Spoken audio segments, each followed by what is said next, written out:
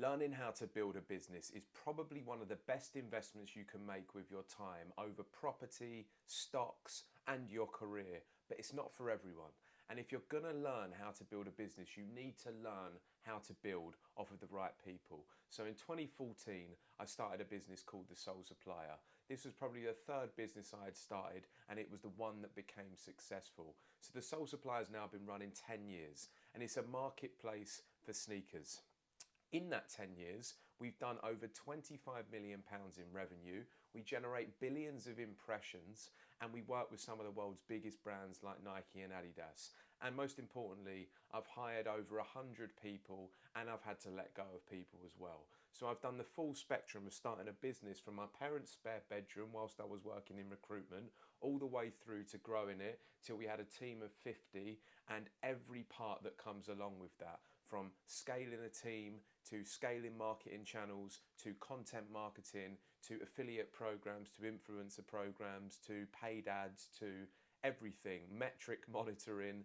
There's been so much that we've done over that 10-year period, and I feel like I've got a lot of experience to share on that topic. I don't know everything, but I know enough to be able to guide a new entrepreneur into the business sphere and to make sure that that new entrepreneur is thinking about the right things to do, and not all of the stuff you get in business school and all of the business theory that doesn't matter, but all of the stuff that's actually important to building a valuable business that becomes a long-term asset to you, your employees, and hopefully someone that will want to buy it in the future. But it's not for everybody. There are certain traits that you're going to need if you want to run a business. And my top tier number one trait is going to be hunger. This is undeniable hunger. This is hunger that doesn't go away over 1 or 2 years. This is hunger and a fire that's been burning within you since you were 5, 6, 7, 8, 9, since you were conscious. And that hunger doesn't go away easily. Even if you fail, you wake up again and you go, how am I going to do something bigger with my life? How am I going to learn more? How am I going to create something good? And I've had that hunger since I was maybe 10, 11 years old, when my dad was going out to work and my mum was coming home from work crying because she was struggling because it was so hard to work in the city as a legal secretary. Then my dad would lose a job and then he'd get another job, and he'd always say to me, George, make sure you do something of yourself. You don't want to do this 9 to 5 grind. There's more out there for you. So I had that hunger burning within me. And then when my parents lost everything in 2008 financial crash, we had no money, they had to sell their home. I saw them struggling. That created a real fire in my belly to do more, to look after me and look after them. And that's where I started really getting that hunger. So you need something going on here. It's got to come from within. You can't just wake up one day and say, I've got hunger now. You need something to change. And the second thing that you need is you need to be a problem solver. And being a problem solver is as simple as you're walking down the street. You look at shops on the high street. You see that one shop looks better than another shop, and you start analysing why that shop is probably bringing in more customers than that shop. In your head, you're solving the problem of why that shop brings in customers and that one doesn't. That's one simple example that everyone can recognise when they're going about their day-to-day life. Another example might be, you might be a fisherman and you go to the fishing lake and there's all these problems that you're having when you're trying to catch fish, and you realise that if you built X product, or if you did things this way, the problem would be solved, or the problem would get easier. And at that point you're creating value for yourself, you're saving yourself time, and then you might realise, wow, actually this is something that other people might want. So being a problem solver in all realms of your life, in your home life, in your family life, and in your work life, really open up the opportunities to find things which you could use to start a business. I'm always looking at things and how can I improve that? How can I do that thing differently? So being a problem solver is key, and having hunger that makes you motivated is very key. But hunger and problem solving are nothing unless you take action. So when I started the Sole Supplier, I was reading a book called The Book of Entrepreneur's Wisdom. And one of the chapters in that book said, most great ideas never see the light of day because people don't start. And how sad that is.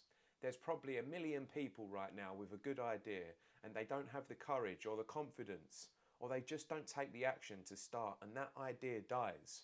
the world will never see that idea. So hunger, problem solving, mixed with taking action, having the courage to do that thing that's stuck in your head, having the courage to go against what your friends or family say and test your idea, having the courage to maybe look stupid when the idea doesn't work out. When I first started the Sole Supplier, people were like, you started a website for trainers. What the is that? That's not a real job. For years, people were like, do you make money doing this? I was like, yeah, I make money doing this. When we got to about 6 million in revenue, then I was making money and people could see I was making money. Then it was clear. But for years, people were like, is this a real job and does it make money? But if you can find a problem and you can solve that problem by creating something great, you might create an online platform, you might create a physical product, you might create a service that helps people. If you can find a solution to a problem that bugs enough people, you've got a business. Then all you need to do is start selling that solution. And then once you're selling that solution, all you need to make sure is that you're making more money than you're spending to sell that solution. And that is a business. Finding a problem, solving a problem, selling that solution, and then bringing in enough money that you make more than you spend. They're the kind of 4 main elements to a business. So if you're sitting there right now and you are thinking, how am I going to start a business? Well, have a look at episode 2, which is coming next week. But firstly, start writing down things that you enjoy doing in your life. And start writing down the things that you love the most and the things that you do the most. They might not even be the things that you love the most, but the things that you do the most. And when you're going about those things, start analysing the problems. Start trying to figure out ways that you can improve those things or services. You might be a footballer. You might work in finance. You might be a fisherman. Whatever thing it is, you need to start looking for the problems that you can solve in that market. Now, you're going to come across a lot of things and think, that's been done. Someone's already doing that. But here's the secret and something that I'll teach you soon. When I started the Sole Supplier, there were other people doing very similar. I just thought I could do it better. I just thought I could do a different spin on what people were doing. I thought I could bring new value to the market. I thought I could solve new problems. So sometimes you don't need an original idea. You might just improve upon something that's out there. For instance, you'll see loads of food shops on the high street. And then one day a new food shop pops up and it's got wicked branding, new LED lighting, the windows are clean and the menus and the food pictures look crisp. Everyone starts going there. They have literally done the same thing that I'm just saying. They've entered a competitive market, they've improved the branding, they've made the food look more appealing, and they've gained the customers. This is business. That took courage to do that, to enter that busy high street, but they did. So you don't need an original idea. Just start getting in a problem-solving mindset. We take one thing at a time. You don't need to do it all at once. You don't need to build the business in your head and hire 10 people. You don't need £10,000 to start. All you need to do now is find that hunger within, see if you have it, start looking for problems to solve, and start writing down things that you would do to solve those problems. And then look at episode 2.